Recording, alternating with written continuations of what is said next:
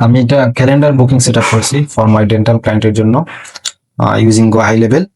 তো আমি পুরো সিস্টেমটা দেখাবো কিভাবে এই অ্যাপয়েন্টমেন্ট দিয়ে আমরা একটা ওয়ার্ক ফ্লো অটোমেশন ক্রিয়েট করি, এটার মাধ্যমে ডেন্টাল ক্লিনিক অনেক বেশি লাভবান হয়। এই ফলো আপের মাধ্যমে 30% 40% পেশেন্ট আবার ক্লিনিকে ব্যাক করে। এই পুরো সিস্টেমটা কিভাবে ক্রিয়েট করেছি আমি এইটা আপনাদের সাথে শেয়ার করব। ফার্স্ট অফ অল এখানে দেখছেন ট্রিগার।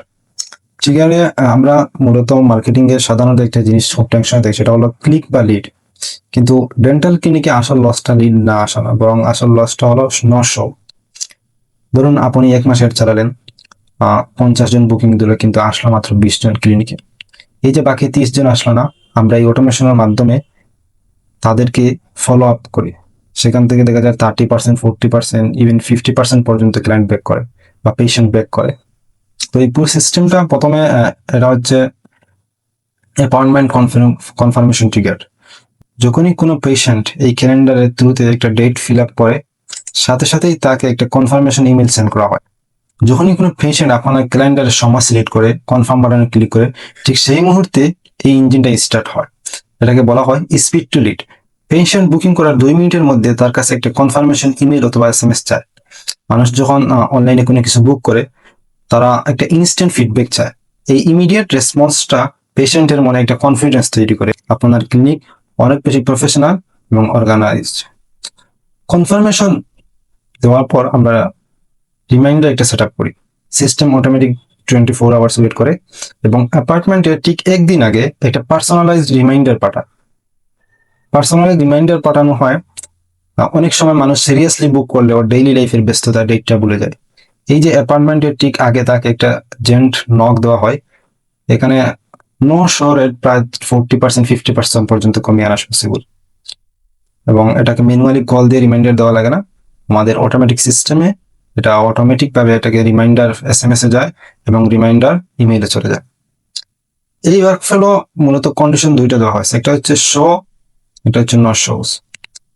যদি ক্লায়েন্ট বা পেশেন্ট ক্লিনিকে আসে, আমরা বলি দা লজিক গেট।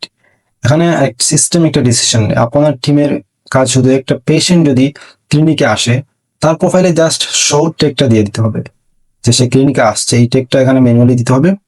এই একটা ছোট টেক দেওয়ার সাথে সাথেই সিস্টেম বুঝে যায় এই পেশেন্ট সাথে কি করতে হবে।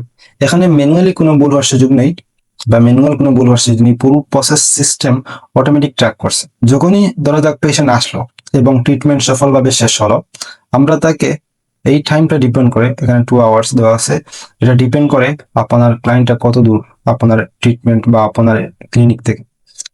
4 ঘন্টা 5 ঘন্টা হতে পারে। আমরা তাকে একটা মেইল সেন্ড করি। কেন এই স্পেসিফিক টাইম? কারণ ট্রিটমেন্ট শেষ হওয়া করে বাসায় ফিরে যখন সে রিল্যাক্স করে এবং ট্রিটমেন্টের পজিটিভ রেজাল্টটা ফিল করছে, সেটাই হলো রিভিউ চাওয়ার গোল্ডেন টাইম। সিস্টেম তখন অটোমেটিক একটা লিঙ্ক সহ, রিভিউ লিঙ্ক সহ রিকোয়েস্ট পাঠায়।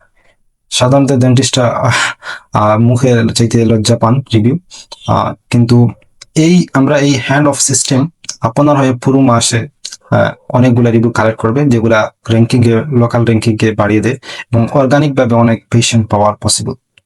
যখন আমরা ইমেল সেন্ড করি, ইমেল সেন্ড করার পর রিমাইন্ডার উনি ফিডব্যাক দেন, তারপর এটা অপরচুনিটি ক্রিয়েট করা আছে, এটা পাইপলাইন। এই পাইপলাইনের মাধ্যমে এটা দেখেন ডেন্টাল পাইপলাইন ট্রিটমেন্ট না, এই স্টেজে চলে যাবে।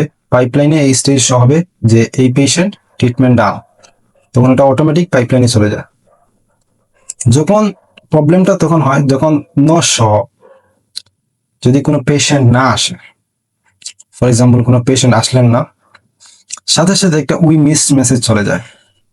এটা ইমেইলের মাধ্যমে হতে পারে অথবা SMS এর মাধ্যমে হতে পারে। তার 2 দিন পরে আমরা একটা ইমেল সেন্ড করি ফলো আপ, যেটাতে কোনো ধরনের অফার থাকলে আমরা সেটা মেনশন করি। যদি 2 দিন পরে রেসপন্স না হয়, তাহলে আমরা আবার ফলো আপ করি 5 দিন পরে উইথ কোনো ধরনের অফার এবং কোনো ধরনের ফ্রি কোনো চেক আপের অপশন থাকলে সেটা আমরা শো করি, যাতে উনি মিস না করে। যদি উনি তারপরে না আসেন, তাহলে আমরা আপাতত ওনাকে শো এই পাইপলাইন স্টেজে আমরা ওনাকে সেন্ড করে দিই, যাতে পরবর্তীতে কয়েকদিন পরে আমরা আবার ফলো আপ করতে পারি। এই জন্য এই স্টেজে, এই পাইপলাইন স্টেজে, শো স্টেজে উনি এই লিডটা জমা হয়ে যায়। বা সাবমিট হয়। আমরা এই পুরো জিনিসটা একবার টেস্ট করে দেখব আসলে এই কন্ডিশনে কাজ হয় কিনা। এখানে কিছু জিনিস কাজ করবে না, ফর এক্সাম্পল এটা 2 আওয়ার্স, এটাও পসিবল না এই টাইমের ভিতরে।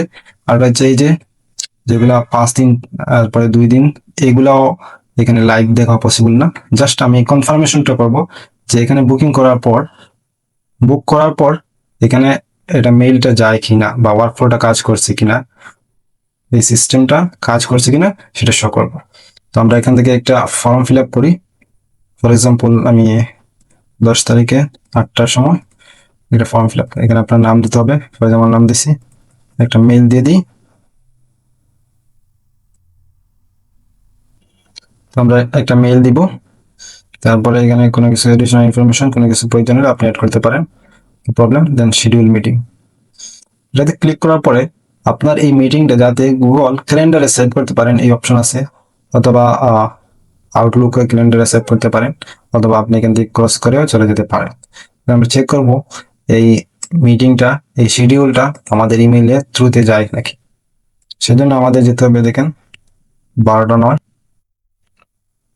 সো এই দেখেন 0 মিনিট আগে এই মেসেজটা আসছে, হ্যাঁ আবদুল্লাহ ইউর অ্যাপয়েন্টমেন্ট কনফার্ম, এবং এটা আছে ডেন্টালের নাম এবং ডেটটা ফিক্স করা আছে।